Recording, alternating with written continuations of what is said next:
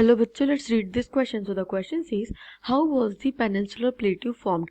Name the two broad divisions of this plateau. Write one characteristic of each division. हमसे पूछा गया है कि पेनिनसुलर प्लेट्यू कैसे बना था और इसके ब्रॉड डिविजन्स के नाम बताइए और उनके कैरेक्टरिस्टिक्स बताइए. की कंसेप्ट देखते हैं. Key concept is major physiological division. जब हम इंडिया की बात करते हैं तो इंडिया जोग्राफिकली बहुत डाइवर्स नेशन है और हम बहुत सारे फिजिकल फीचर्स देखते हैं यहाँ पे, like mountains, plateau, plains etcetera. Answer देखते हैं.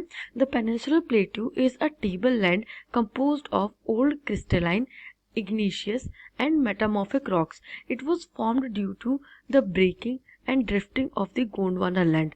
The plateau has broad and shallow valleys and rounded hills. Peninsular plateau जो है वो क्या है, वो एक टेबल लैंड है. टेबल लैंड मतलब एक उठी हुई ज़मीन है. नॉर्मल प्लेन्स जैसी नहीं है, उसमें ऊबड़ खाबड़ ज़मीन है, थोड़ी उठी हुई ज़मीन है. It is composed of old crystalline rocks, Ignatius rocks और मेटामॉर्फिक रॉक्स से बना हुआ है. इसका जो मेजर फॉर्मेशन देखा जाता है वो breaking and drifting of Gondwana land की वजह से देखा जाता है. हम जब इनिशियल थ्योरीज देखते हैं कि मेजरली सारे कॉन्टिनेंट्स कैसे बने, तो वो यही कहा जाता है कि गोंडवाना लैंड जो इनिशियल लैंड था अर्थ पे, उसके ड्रिफ्ट और शिफ्ट होने से ही सारे कॉन्टिनेंट्स बने हैं. और इसलिए पेनिनसुलर प्लेट्यू को ओल्डेस्ट लैंड मास भी कहा जाता है. जो प्लेट्यू है उस पर ब्रॉड और शैलो वैलीज देखने को मिलती है और राउंडेड हिल्स देखने को मिलते हैं. नेक्स्ट जो ब्रॉडर डिविजन्स है वो देखते हैं. First is the central highland. This part of plateau lies north of Narmada River, covering a major area of the Malwa Plateau. It is bounded by the Aravallis in northwest and Vindhyachal range in south.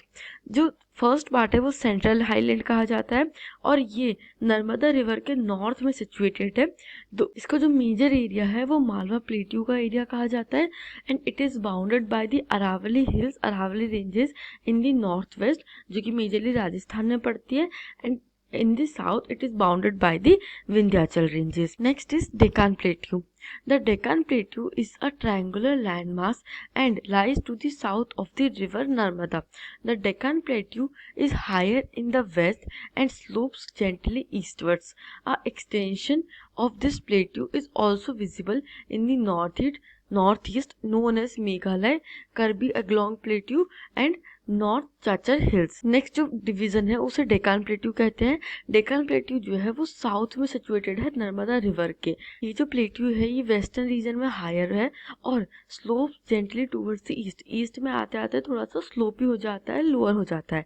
इस plateau का एक extension हमें देखने को मिलता है north east region में, जहाँ पे मेघालय, करबी एंगलोंग प्लेट्यू और जो नॉर्थ चाचर हिल्स है ये भी प्लेट्यूज हैं जो कि डेक्कन प्लेट्यूज का ही एक्सटेंशन दिखते हैं.